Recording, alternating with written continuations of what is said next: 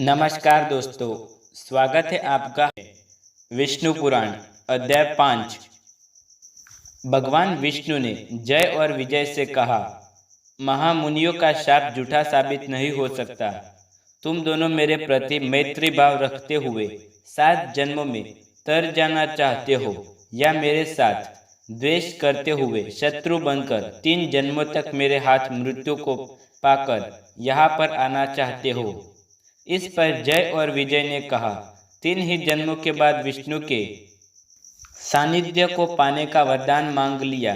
जय विजय की कामना की प्रशंसा करते हुए सनक आदि मुनियों ने विष्णु से कहा, भगवान, हमें यह रहस्य अभी जान लिया है कि आपकी दृष्टि में रोग द्वेष दोनों बराबर है और जो लोग आपके द्वेष करते हैं वे आपके और निकट हो जाते हैं। आपके द्वारपालों को जल्दबाजी में हमसे शाप दिया, हम अपनी करनी पर पछता रहे हैं, कृपया हमें क्षमा कीजिए। इसके बाद वे लक्ष्मी नारायण की स्तुति करते हुए वहां से चले गए। इसके बाद जय और विजय कश्यप प्रजापति की पत्नी दिति के गर्भ से हिरण्यकश्यप और हिरण्याक्ष के रूप में पैदा हुए। वे दोनों भाई बड़े पराक्रमी बन गए।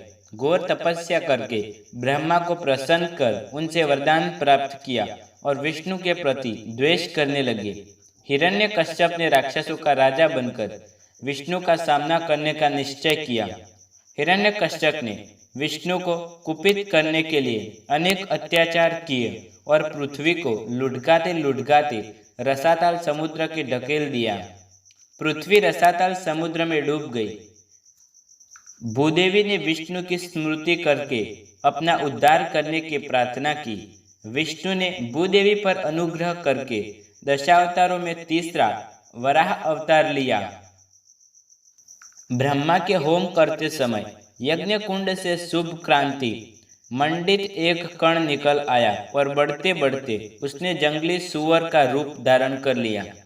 उस सुअर को विष्णु का अवतार मानकर ब्रह्मा आदि देवताओं ने यज्ञ वराह, श्वेत वराह और आदि वराह के रूप में उनकी स्तुति की। यज्ञ वराह ने बढ़ते बढ़ते विशाल रूप धारण कर लिया। उसके पैर बलिष्ठ थे, उसका चर्म इस्पात जैसा कठोर था, वज्र जैसे उसके जबड़े थे। उसकी आंखों से अरुण कांति आ रही थी, उसके रोए स्वर्ण जैसे चमक रहे थे। वह सारे विश्व को गूंजते हुए हुकार उठता है। उसके माथे पर खंडक जैसा सिंह दमक रहा था। वाराह अवतार तेज गति से रसातल की ओर दौड़ पड़ा। उसकी गति से सारी दिशाएं हिल उठी। प्रलयकालीन आंधी चलने लगी। यज्ञ वाराह ने रसातल समुद्र के भीतर डूबी हुई पृथ्वी को अपने सिंह से ऊपर उठा लिया। उसी समय हिरण्यकश्यप ने वरुण पर हमला करके युद्ध के लिए ललकारा। वरुण ने कहा, तुमको तो मेरे साथ युद्ध करना नहीं है, तुम तो महान वीर हो, इसलिए तुम्हें पृथ्वी को ऊपर उठाने वाले परम शक्तिशाली यज्ञ वाराह के साथ युद्ध करना होगा।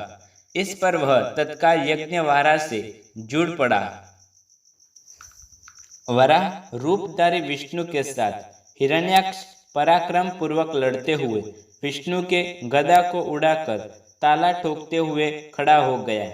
विष्णु ने उसके युद्ध कौशल की प्रशंसा की और उन्होंने फिर से गदा को अपने हाथ में धारण कर लिया। इसके बाद उन दोनों के बीच भयंकर संग्राम छिड़ गया। अंत में वाराह अवतार ने अपने सिंह के वार से हिरण्याक्ष को मार डाला। वाराह अवतार रूपधारी विष्णु को भूदेवी ने वर लिया। वराह मूर्ति ने भूदेवी को उठाकर अपनी जांघ पर बैठा लिया। ब्रह्मा आदि देवताओं ने उन पर फूलों की वर्षा की और जगपति के रूप में अनेक प्रकारों से उनकी स्तुति की। वराह अवतार लेकर अपने छोटे भाई का वध करने वाले विष्णु से बदला लेने के संकल्प से हिरण्यकश्यप ने ब्रह्मा से वरदान प्राप्त करना चाहा। इस विचार से वह ब्रह्मा को प्रसन्न करने के लिए तपस्या करने चला गया। उस समय उसकी पत्नी लीलावती गर्भवती थी। लीलावती के गर्भ को विच्छिन्न करने के लिए इंद्र ने मायाजाल रचा। और उसको बंदी बनाकर आकाश मार्ग में ले चली।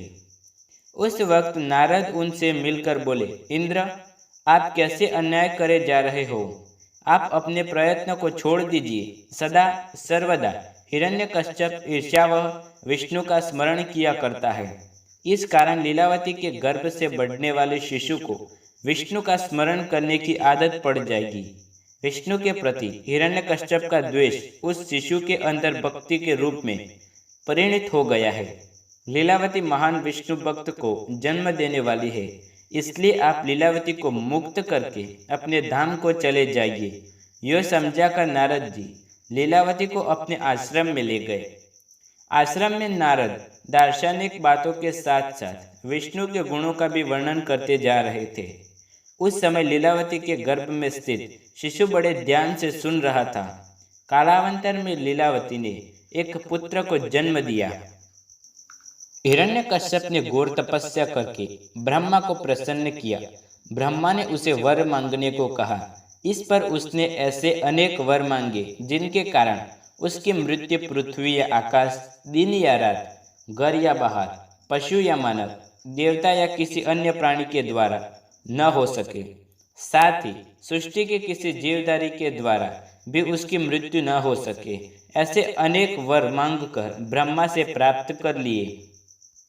ब्रह्मा से वर पाकर हिरण्यकश्यप जब विजय गर्व से लौट रहा था तो रास्ते में नारद से सारा वृत्तांत सुनकर उनके आश्रम में पहुंचा और अपने पुत्र का नाम प्रहलाद रखा। इसके बाद पत्नी और पुत्र के साथ राजधानी लौट गया। हिरण्यकश्यप ने सबसे पहले इंद्र से बदला लेना चाहा। उसने स्वर्ग पर हमला करके इंद्र के सिंहासन पर अधिकार लिया। सारे दिशाओं पर विजय प्राप्त करके दिक्पालों को अपने अधीन कर लिया। देवताओं को खूब सताया। सब सच्ची देवी का अपमान करना चाहता। लीलावती ने उसको रोका। फिर भी उसका क्रोध जब शांत न हुआ तो उसने मुनियों के आश्रम को जला दिया। विष्णु के भक्त पर अत्याचार करना प्रारंभ किया। अंत में विष्णु का सामना करना ही पड़ा। अपना लक्ष्य मानकर उनको भड़काने की कोशिश करने लगे। फिर भी विष्णु से कहीं उसकी मुलाकात न हुई। अंत में वह वैकुंठ पर चढ़ाई कर बैठा। वहां पर भी विष्णु उसे दिखाई नहीं दिए। मुझसे डरकर विष्णु कहीं अदृश्य रूप में छिपा हुआ है, कायर कहीं के है, ऐसा कहते हुए हिरण्यकश्यप अपनी राजधानी को लौट गया। प्रहलाद उम्र के बढ़ने के साथ विष्णु का ध्यान करने लगा। हिरण्यकश्यप ने यह सोचकर चिंता में डूब गया कि ऐसा वशद्रोही उसके यहाँ कैसे पैदा हो गया। प्रहलाद का विद्याभ्यास हिरण्यकश्यप ने उसको अपने गुरुपुत्र चंड और मार्क के हाथ सौंप दिया। प्रहलाद ने गुरुकुल में हरि का ध्यान करते हुए अपनी विद्या समाप्त की। अपने सहपाठियों में भी विष्णु भक्त का प्रचार करके उनके मन में मुक्ति मार्ग के प्रति अभिरुचि पैदा कर दी। विद्या की समाप्ति पर चंड और मार्क प्रहलाद को हिरण्यकश्यप के हाथ सौंपने के लिए आए। हिरण्यकश्यप ने अपने पुत्र को प्रेम से जांघ पर बिठाया और पूछा, बेटा, तुम अपनी विद्या का परिचय कराने वाले एक वेद सुनाओ। प्रहलाद ने अपने मधुर कंठ से एक पद गाकर सुनाया, जिसका अर्थ था, मैंने अपने गुरुजी से सारी विद्याएं पूर्ण रूपी सीख ली है। उन सभी विद्याओं में श्रेष्ठ विद्या विष्णु के प्रति चित्त लगाना है।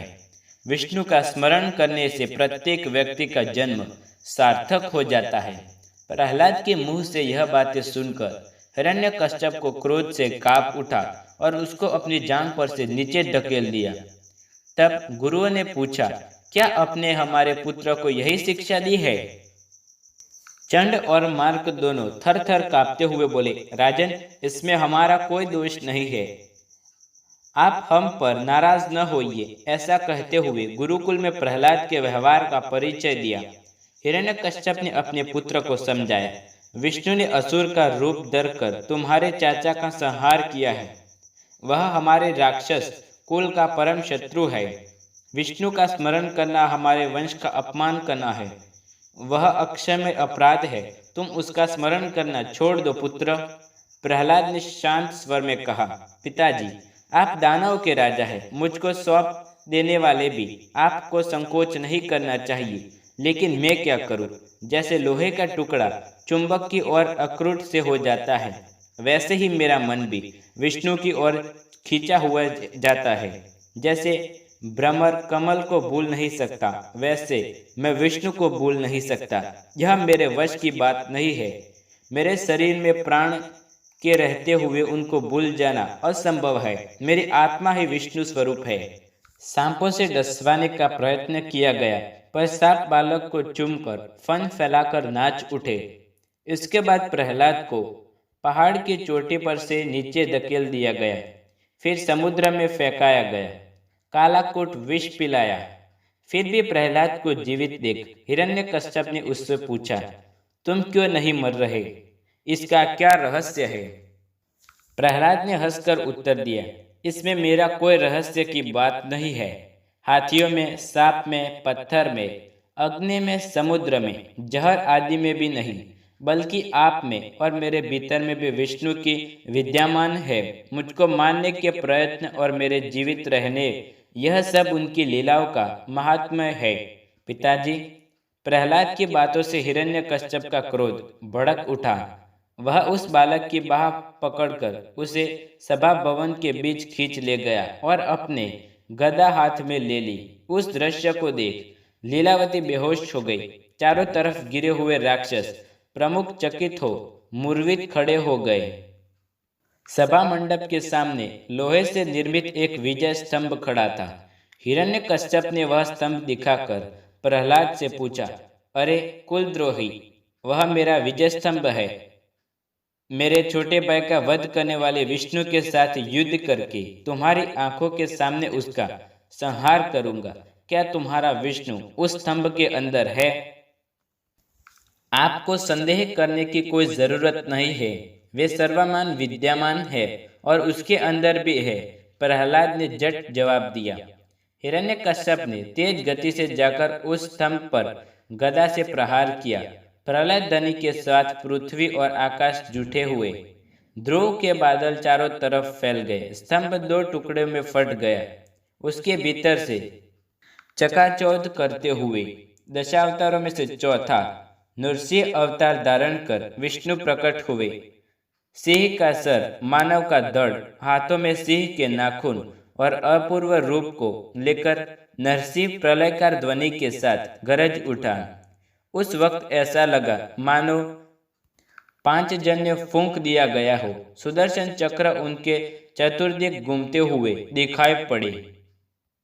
दोस्तों, आप हमारे चैनल में नए हैं तो चैनल को सब्सक्राइब करें और बेल आइकन जरूर दबाएं नए वीडियो देखने के लिए। धन्यवाद।